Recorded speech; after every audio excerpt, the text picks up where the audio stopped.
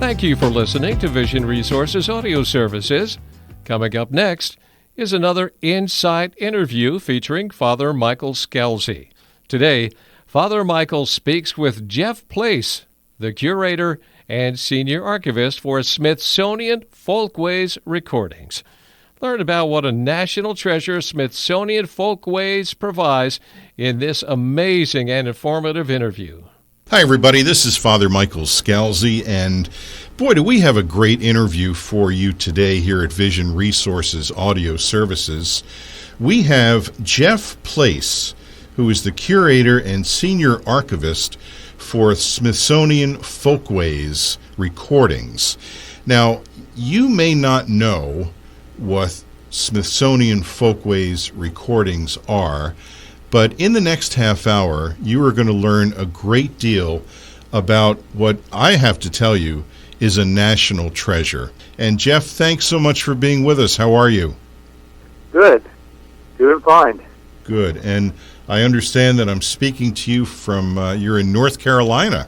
Yeah, last summer we sold a rental house we had down here, and we bought our own house, and we moved down here. We were thinking about doing that, but the pandemic kind of sped things up. Because I was going to be teleworking anyway. Might as well do it from down by the ocean. When I grow up, I want to be just like you. I like your style. That's great. Good. Well, Jeff, we have so much to talk about, and we have such a limited amount of time, but I'm hoping that this is not going to be the only time that we get together and chat about folkways. And this is a concept that I believe, if I did my research correctly, has been in existence since 1948. So for someone who has no idea what Smithsonian Folkways is, would you please give us a little background? Well, actually, it has roots a little further back than that. There was a gentleman named Moses Ash who lived in New York City, was a sound engineer, and worked on radio systems and PA systems. His father was a well-known Jewish novelist, Sholem Ash, and Mo started working with radio laboratories and discovered that in his area in New York, which was heavily Jewish, no one was putting out records of Jewish music, and so they found this niche that you could fall into. So he fell into the record business, and it wasn't his original intent, but he started putting out these records. And somewhere along the line, he came up with this idea that he wanted to document the world's sounds, and put them out on records, mainly for educational purposes. And his father was friends with Albert Einstein, and Einstein actually, they went down to see him in Princeton, and he really encouraged the young Mo. He said, hey, that's a brilliant idea. You need to be the person to do that. So Mo started putting out French resistance poetry, and then he started recording jazz records, and then he recorded Woody Guthrie, Lead Belly, a bunch of famous folk singers on a record label called Ash Records. That lasted till about 45, maybe 45, and then he started Disc, which is another similar label, which had a lot of jazz on it, and that went out of business. But he was already formulating his encyclopedia concept by that point. So in 48, he started Folkways. He called Folkways Records and Service Corporation, because his idea was a lot of his stuff was really sold to libraries and universities and for education. His records always had these big fat booklets in them, which had lots of information about the music. It wasn't just putting out, hit songs and trying. And he actually didn't want to try to sell a lot of records. He had one record that sold, a Nat King Cole record, which sold a lot for his disc label. But then all of a sudden, a snowstorm hit, and a bunch got stranded somewhere, and his cash flow got messed up, and he ended up going out of business because of that. So he would record all the niches and all the obscure stuff that other records, Columbia Records and RCA are not going to put out, like tribal music or whatever. And so he started filling all the, and he filled all these little niches. He started doing spoken word. He started doing sound effects, records. He started doing children's music, a lot of children's music, and then jazz, blues, folk. The stuff, the artists that that he thought were really good, but like Columbia Records was not likely to sign. RCA actually did sign Woody Guthrie for put out two records, but they didn't sell up to the level RCA wanted, so they dropped him. So these artists really didn't. Mo was the one outlet for a lot. If you're a professor and you record in Papua New Guinea, a bunch of tribal recordings, and you want to put it out on a record, Mo Ash is pretty much their only game in town for a long time. And so he started this label, Folkways, in '48. So by the time the Smithsonian acquired it in 1987, he, right after his death, he put out almost 2,200 albums, equivalent of about one a week for all those years, of just everything under the sun. As you're talking, I'm thinking to the fact that my producer Steve Long and I had dinner last night, and we were preparing for this interview. And Steve's in his 50s, I'm in my 60s, and both of us are old radio guys. And we were talking about how much folk music meant to us throughout our lives, and the types of folk music that we enjoyed. And of course, you say Pete Seeger and people like that, and it's just very common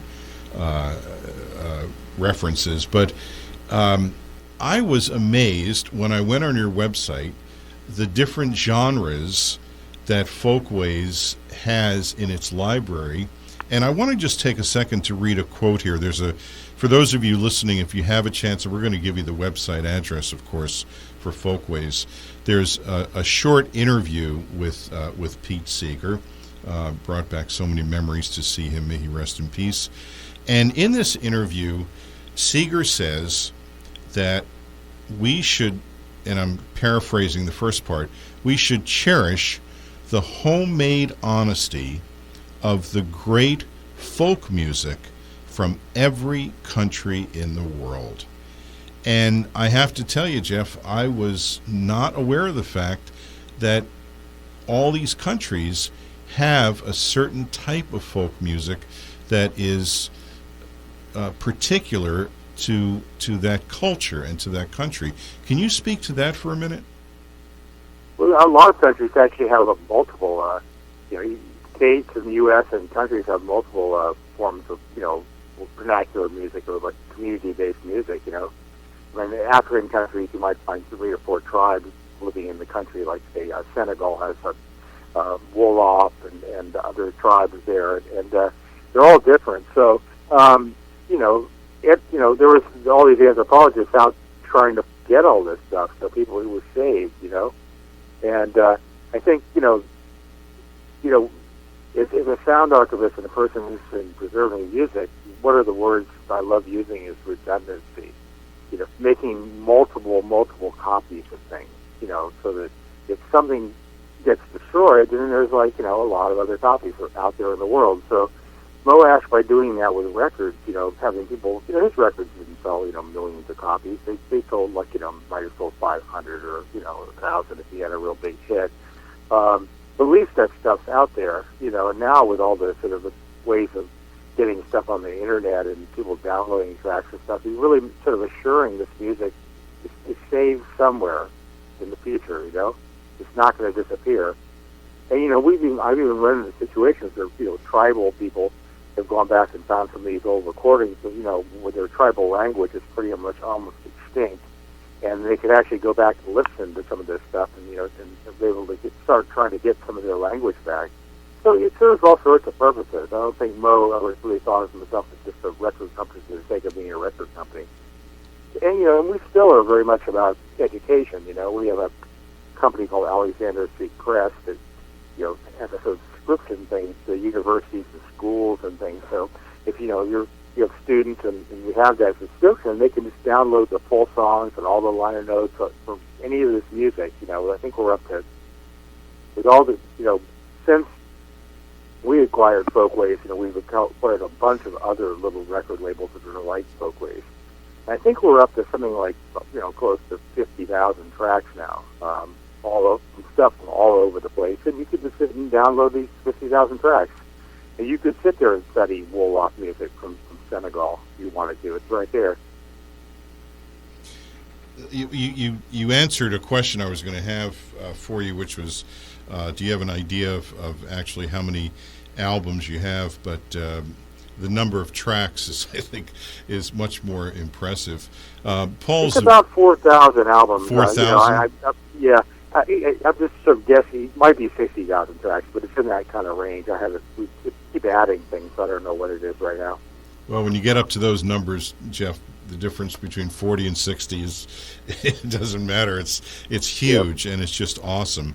Paul Zawinski, who is our Director of Development here at Vision Resources, who I have to tell you is probably your number one fan, gave Steve and I some of the CDs to look through, and I have in front of me Lead Belly, selections from Lead Belly, the Smithsonian Folkways collection. I got a Pete Seeger college concert from 1960 in front of me, Doc Watson and Gaither Carlton, Honey Boy Edwards, the Mississippi Delta Bluesman, and I have all these CDs in front of me. I'm absolutely overwhelmed by what you have in your library and what it means to the history of America. Can you speak to what this music has meant to the generations? Well, there's certainly always been a crew of people who kind of really, who are curious and delve into this stuff. And, I've been there now 34 years, and, I've seen these sort of waves come and go of interest, where it's not, people aren't paying as much attention. And then, right now it's a peak period again. But, certainly the 60s, and then you got into the 70s, and we were listening to, Led Zeppelin and other things. But, it's always kind of been there, and then my experience over the years is the concept of gatekeepers. They're super fans, to buy our stuff, and that what they do is that all of a sudden they'll get some kind of like one of those CDs you just mentioned, and they'll take it home and start playing it for all their friends and turning them on to that, and it kind of goes from there, and then those friends turn it on to somebody else, because our stuff, you're not going to. There's just, sure, a lot of regional radio stations that play our stuff, but but I don't think all the tribal stuff and sound effects and spoken word get played, only very few places, So, and our collection is so large, I guess I've always thought that what's important, what I've always wanted to do, or what we thought was, is we need to give context to music. One of my standard things I say is, I look at people, who are holding up their, their smartphone, and they're going on Spotify, and this track pops up that says Deer Dance, and they're, I'm listening to Deer Dance, but do they know it's a Navajo Deer Dance? Do they know what Deer Dances mean for that particular community? No.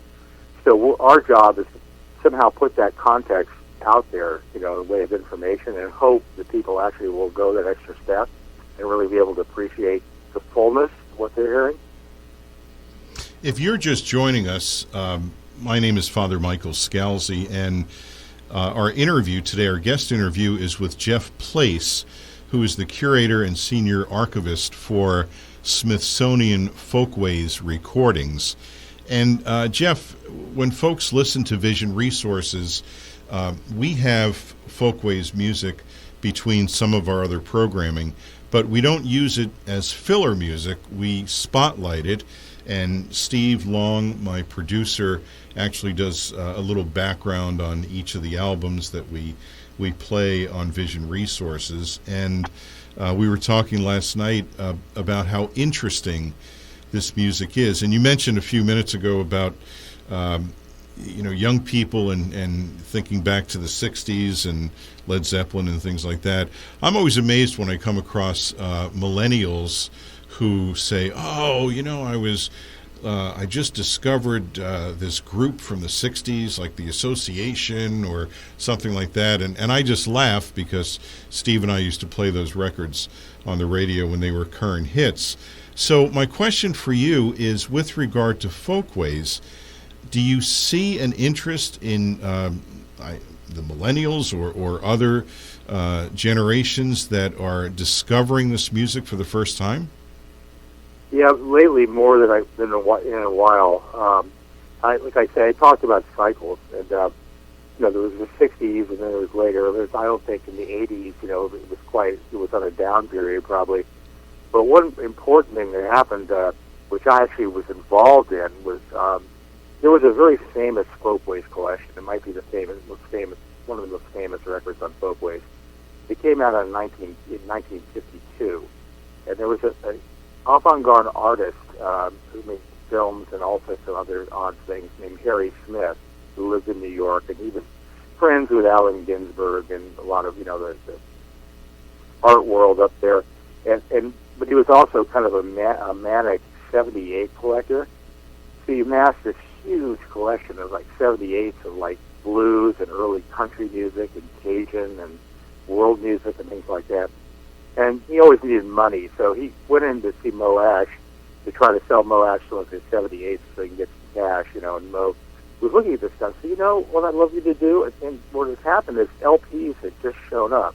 Well, before that, everything was 78s, and all you could do is put 3 or 4 minutes on a record. So if you had certain cultures have these, like, West African griots sing these things to go on for hours, but, you'd have to edit, there's all these long folk ballads. They have to create a Reader's Digest abridged version of it or something to put on a 78. So now Mo could actually anthologize things and put on long pieces of music on these new long-playing records, And so he used that to make a jazz anthology. And when Harry came in, he said to Harry, there's all this great music, why don't you put together a song list or put together an anthology for me, of all this music. So Harry went back and put all these amazing people on there, like Mississippi John Hurd and the Carter family and Doc Moggs and others on this thing, anthology American folk music, which turned out to be like 2-record sets. And, it probably didn't sell a whole lot, but there's a lot of, devotees, people who were real hardcore into music, bought that record. And so you had people like Jerry Garcia and Dave Van Ronk, and even Dylan got turned onto it early on, who were like just eating up every song in that record. And all of a sudden now you had these people like Mississippi John Hurd and some of the artists on that record, Clarence Ashley and others, were being brought back to folk festivals and sort of came back.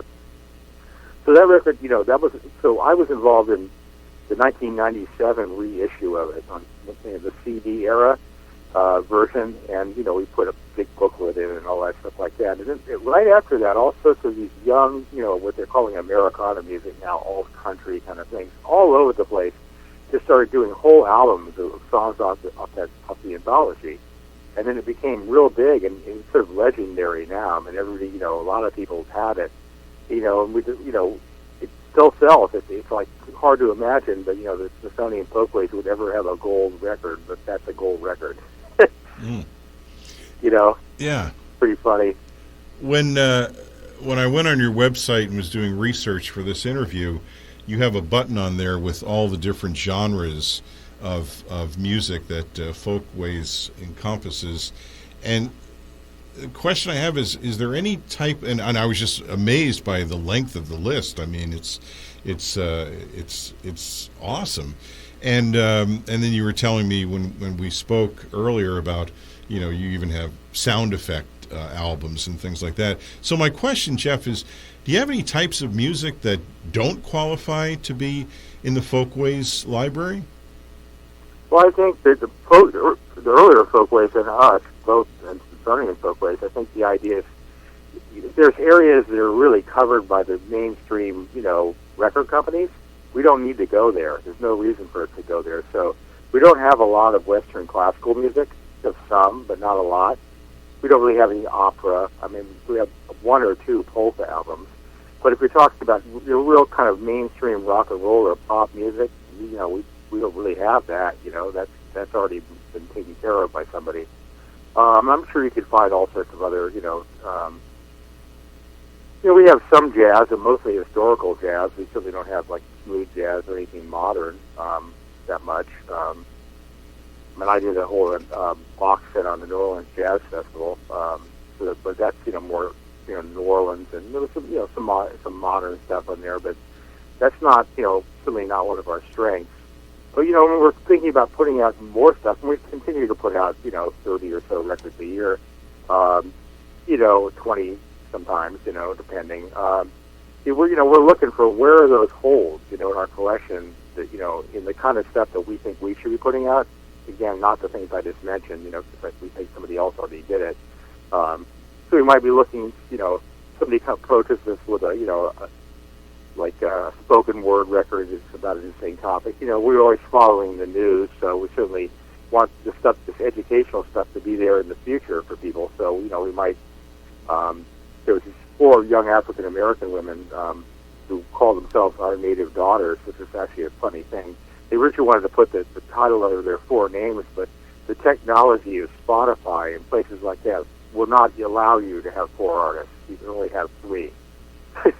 So they had to create a name for their band, and they did a record. It was based on the experiences of African American women post Civil War and all of the hardships they went through and things. And it's very timely, right now. And so we're always kind of looking for that stuff too. So that 40 years from now, somebody looking back at at this time period can kind of get an idea of what kind of music people were singing or what they were talking about. Paul Zawinski handed me 5 CDs from Smithsonian Folkways.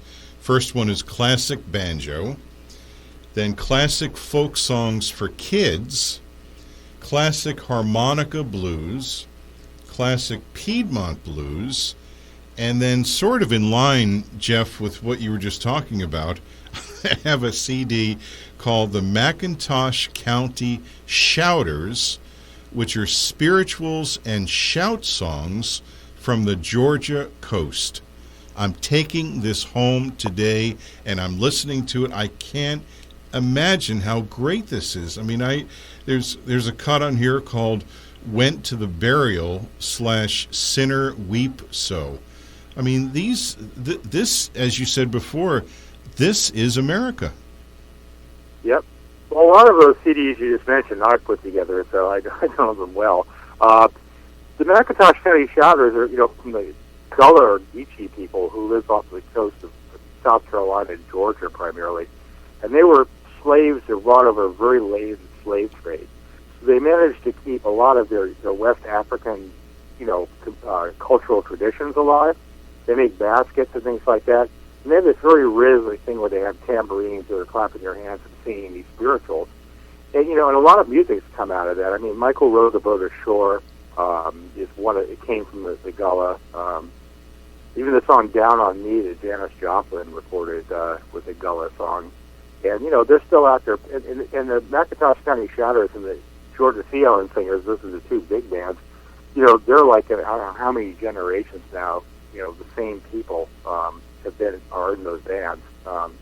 It's really interesting stuff, and it's always when linguists want to do a television show on American dialects and stuff like that. That's one of the places they always go because people still speak this sort of Geechee dialect there. So it's almost like you going to get a sort of a international tribal kind of music without having to leave the United States. As you're talking, Jeff, Steve and I are looking at each other across the glass, and we have big smiles on our faces, and our eyebrows are going up. I mean, he and I, when we were on the radio, we played Michael Row the Boat Ashore by the Highwaymen. Remember that, Steve? So this type of music, it brings a smile to your face. It brings warmth to your heart. It's unusual. It's I think there's a lot of emotion attached to it because this, as you said over and over, that this is unique. It's a unique sound, and it's not just every single music genre that's out there. It's even though you have 60,000 cuts, it still has has some boundaries to it. So in the closing minutes of our interview today, Jeff, what do you want people to know about Smithsonian Folkways Recordings? Well, I guess that we took Bo Ash's vision and we're keeping it alive and trying to expand it. In '87, Tony Seeger, like Pete's nephew, and I were the 2 people, and we've had a lot of great people over the years working for that. But we're still going out and acquiring these record labels, so, to try to add to the story, so that it's all preserved and kept for the future. And, putting out new releases of artists we think matter, it's not necessarily just some of these like songs, singer-songwriters singing about their feelings or something, but something that actually has has something to it that's telling the story. For instance, in the last year or so, I went up, got a collection of folk music out of New England from a label called Folk Legacy, which is a lot of sea shanties and maritime folk and New England stuff and stuff from the British Isles, and also a collection of cowboy music from Colorado Springs, so something called Western Jubilee music.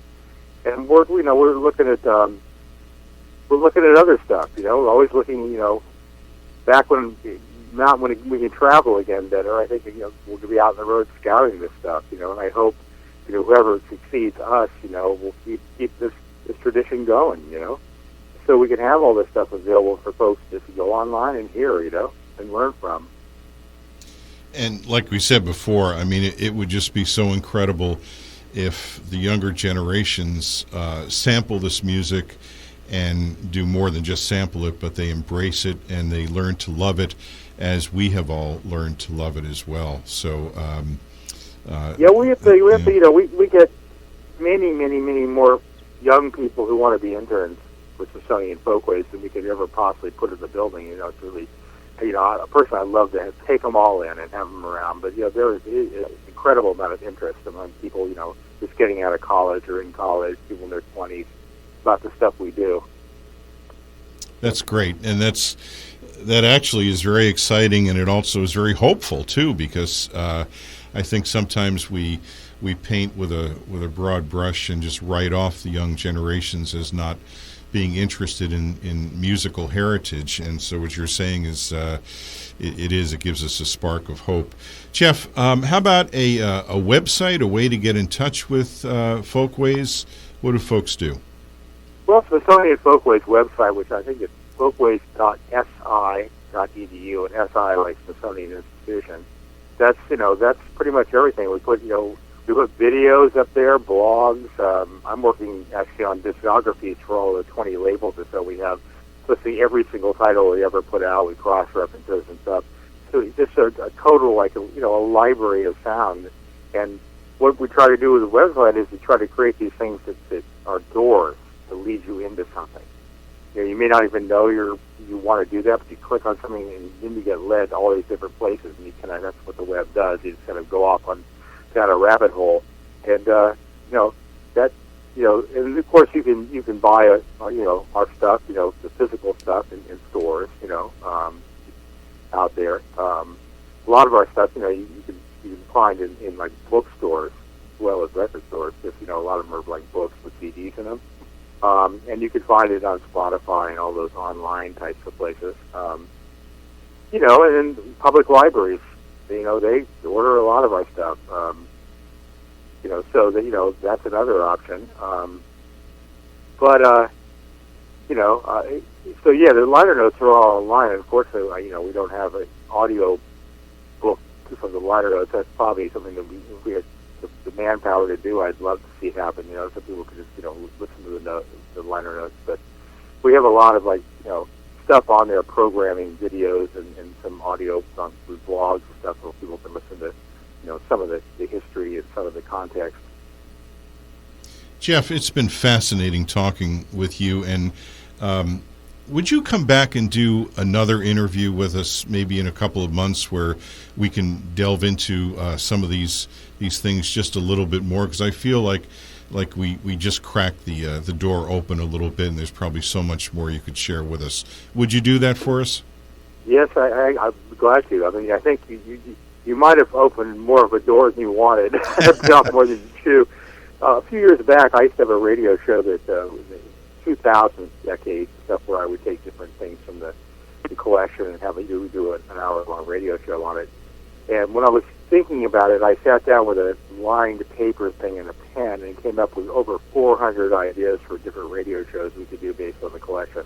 So, with that in mind. That's okay. That sounds great. Well, it's great talking to you. Folks, you've been listening to Jeff Place, who's been our special guest, who is the Curator and Senior Archivist of Smithsonian Folkways Recordings.